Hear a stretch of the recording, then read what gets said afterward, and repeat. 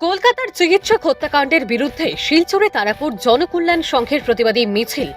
তারাপুর জনকল্যাণ সংঘের তরফে রবিবার এক প্রতিবাদী মিছিল বের করে কলকাতার আরজিকর মেডিকেল কলেজের চিকিৎসক হত্যাকাণ্ডের বিরুদ্ধে বিক্ষোভ প্রদর্শন করা হয়। এদিন শতাধিক মহিলা হাতে প্লেকার্ড ও ব্যানার নিয়ে রায়গড় থেকে মিছিলটি বের করে এলাকার বিভিন্ন পথ পরিক্রমা শেষে ইএনডি কলোনি এলাকায় পৌঁছে শেষ হয়। পশ্চিমবঙ্গের মুখ্যমন্ত্রী মমতা বন্দ্যোপাধ্যায়ের ভূমিকায় বিভিন্ন প্রশ্ন উত্থাপন করে সংস্থার কর্মকর্তারা চিকিৎসক হত্যাকাণ্ডের ঘটনায় জড়িত দোষীদের বিরুদ্ধে দৃষ্টান্তমূলক শাস্তি প্রদানের দাবিতে সরকারের দৃষ্টি আকর্ষণ করেছেন। সমর্থন করতে পারি না। এর একমাত্র একটাই দাওয়াই এনকাউন্টার। ভারতবর্ষের উত্তরপ্রদেশে ঘটনা ঘটেছে, আসামের ভিঙে হয়েছে। নাবালিকা একটি ছাত্রীর উপর 14 বছর হয়নি। লালসা বাকি দুজন যে পলাতক তাদেরকে বের করে তাদের ফাঁসি কাস্টে ঝুলানো উচিত। আমরা মনে করি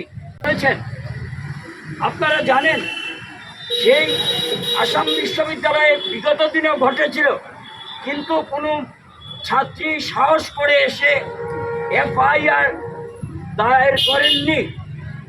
কিন্তু এ ধরনের ঘটনা যদি দিল্লি বিশ্ববিদ্যালয় হয়, দিল্লি বিশ্ববিদ্যালয়ে যিনি রেজিস্ট্রার তিনি সেই নিজেই কেস ফাইল করেন, কিন্তু আসাম বিশ্ববিদ্যালয় সেই পথে চালিত হয় না।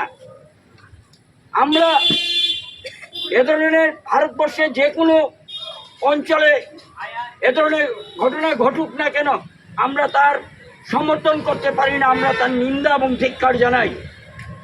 আমাদেরকে যারা সেদিন এ কাণ্ড করেছিল ডক্টর মৌমিতা দেবনাথের উপর, এর সঙ্গে 4 থেকে 7 জন আমাদের কাছে তথ্য আছে ডাক্তাররাও জড়িত ছিলেন। এরা কেউ অশিক্ষিত নয়, শিক্ষিত। এরা প্রত্যেকেই বিকৃত মানসিক রোগী। তাই জন্য মদত দিয়ে যাচ্ছেন মমতা বন্দ্যোপাধ্যায়, আবারও বলছি। এবং ফরেন্সিক রিপোর্ট সাধারণত আপনারা যদি কোনো ডাক্তারকে জিজ্ঞেস করেন তথ্য প্রমাণ লোপাট করার জন্যে, ফরেন্সিক রিপোর্ট পরদিনে আসলো এবং সেই হতভাগ্যকে সঙ্গে সঙ্গে জ্বালিয়ে দেওয়া হলো। ফরেন্সিক রিপোর্ট আসতে অন্তত 5 থেকে 7 দিন সময় লাগে। তাই 9 আগস্ট যা ঘটল গোটা ভারতবর্ষের মানুষের কাছে একটা ব্ল্যাক ডে হয়ে থাকবে।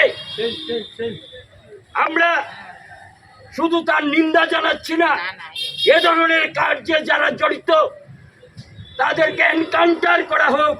যোগী আদিত্যনাথ উত্তরপ্রদেশে যা করেছেন, হিমন্ত বিশ্ব শর্মা বলেছেন পুলিশের হাতে বন্দুক আছে, রাইফেল আছে, এনকাউন্টার করার কথা উনিও বলেছেন। কোনো আইনের প্রয়োজন নেই, তাকে আমরা সমর্থন জানাই। এ ধরনের কাজে যারা যাবে এদের একটাই দাওয়াই এনকাউন্টার। পুলিশ যেন এ ধরনের ধরা মাত্রই গুলি করে